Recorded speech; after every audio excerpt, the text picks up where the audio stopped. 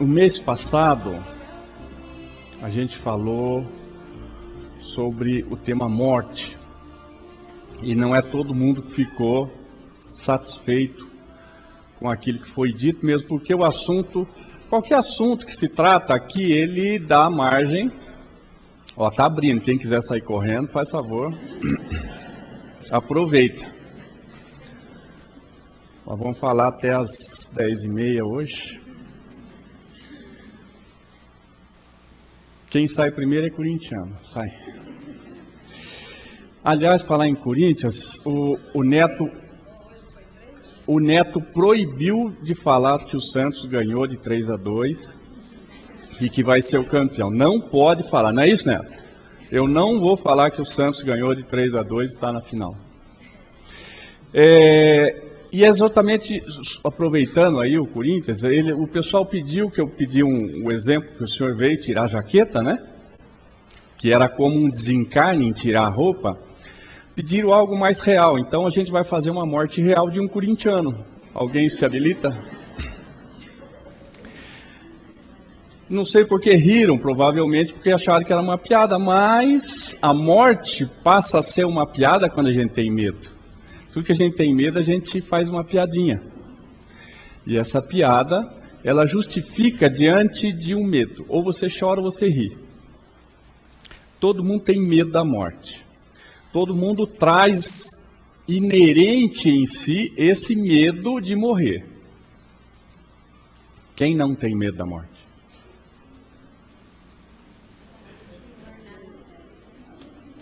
Você viu? Ó, quem tem medo da morte? Eu não tenho. Ergue a mão, eu não tenho medo. Não mesmo? De verdade? Você tem medo de perder a sua mãe e sua irmã. Tem medo da morte do mesmo jeito. A morte dos outros.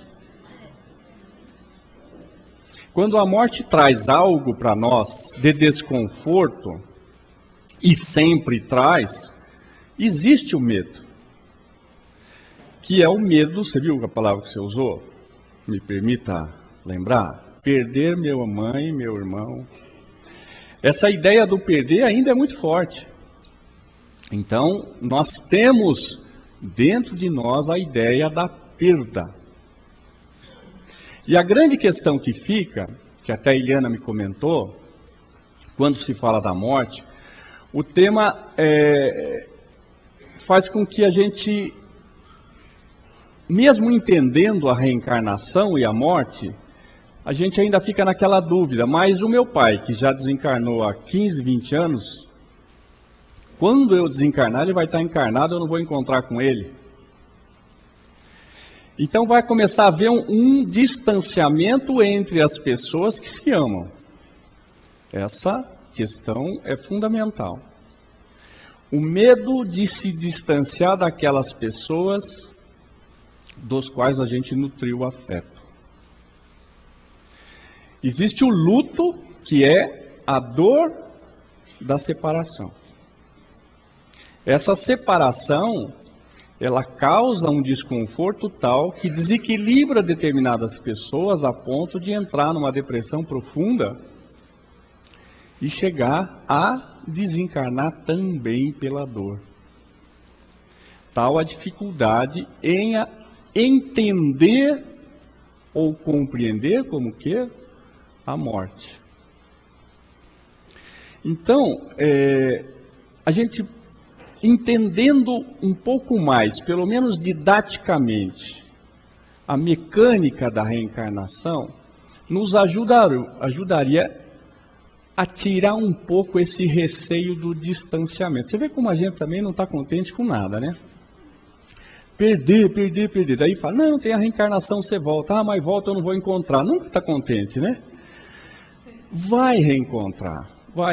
Eu gosto muito de uma expressão que é usada no budismo, que diz que quando você tem uma relação de afetividade com alguém, quando você conversa com alguém a primeira vez, quando você cria uma simpatia, seja de que nível for, você cria um laço que eles chamam de um cordão dourado, que liga alma com alma.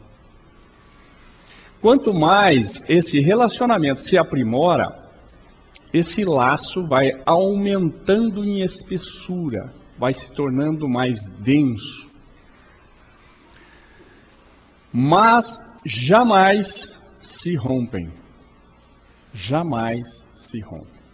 Então a gente pode imaginar quantas linhas saem de nós em direção às outras pessoas, a uma distância imensurável ou bem próximo de nós.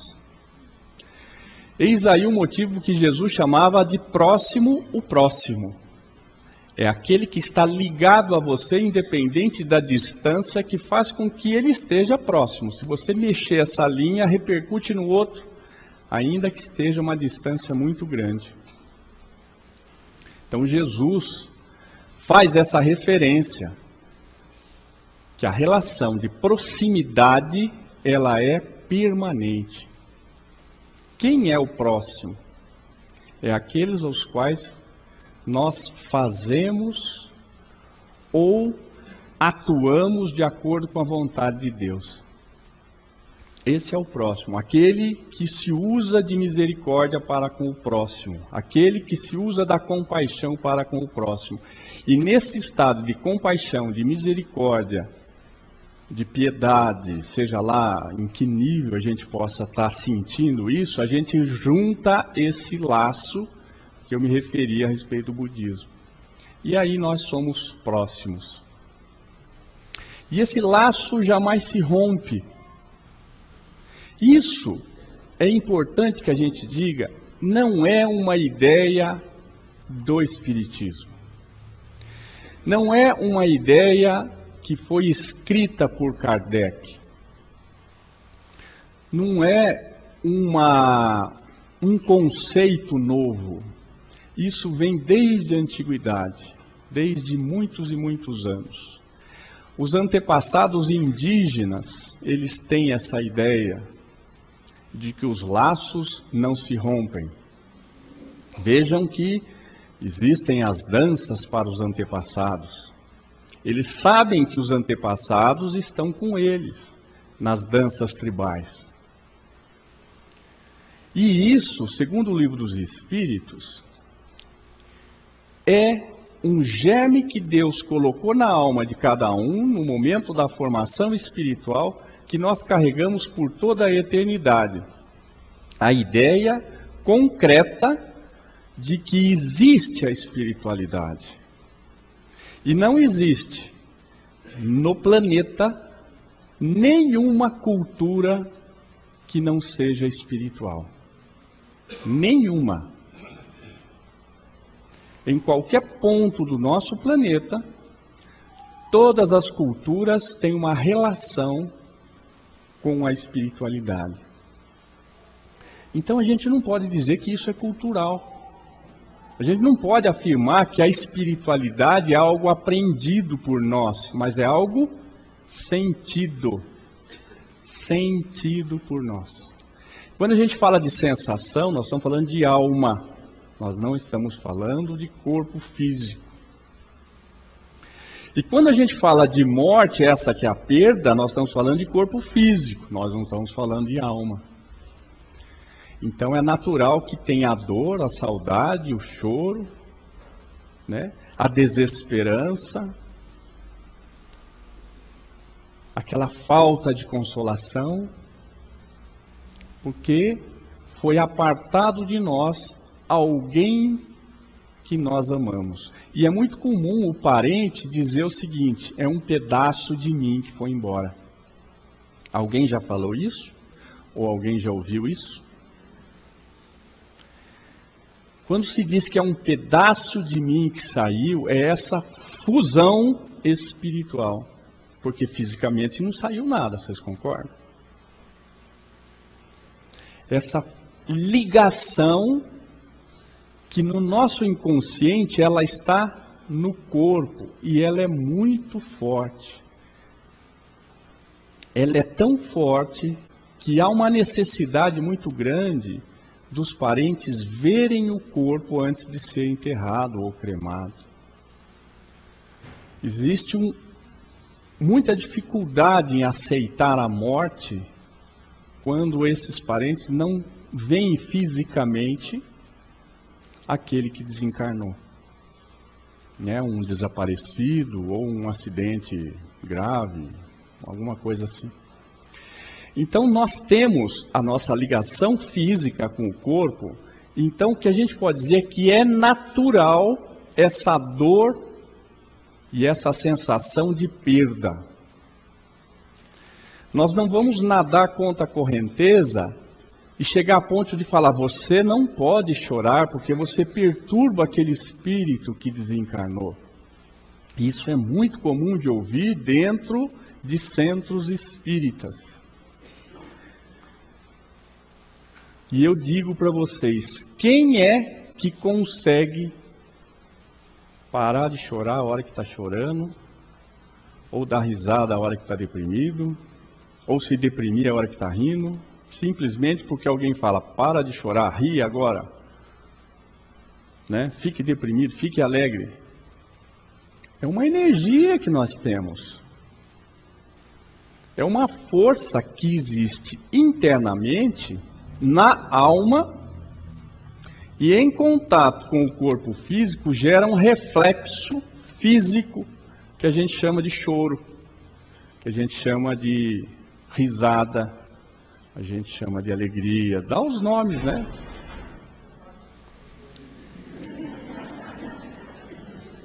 Quantas bistequinhas você comeu hoje?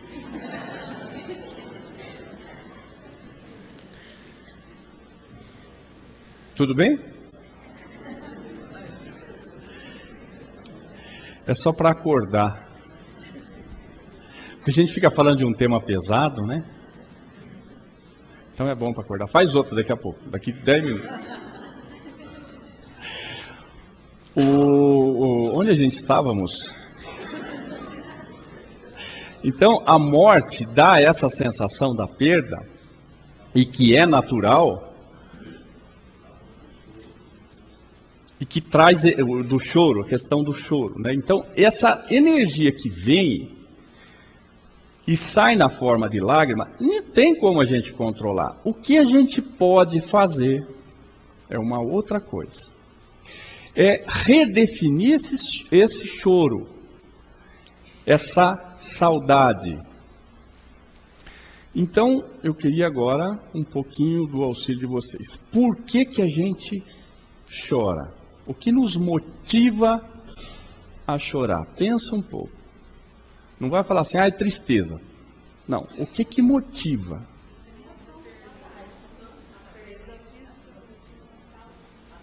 A perda. Por quê? Como? Não vai estar aquela pessoa fisicamente ali. A forma da morte, do sofrimento do outro.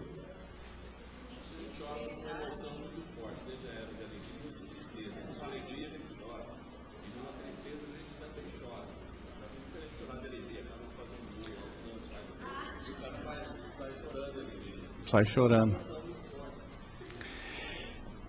Essa sensação de emoção, ela é sempre gerada por alguma coisa que é difícil a gente identificar. Você falou da separação, você falou ali da situação que aquela morte ocorreu, a natureza da morte flui bastante, porque a gente acha que o outro sofreu e a gente não quer que o outro sofra.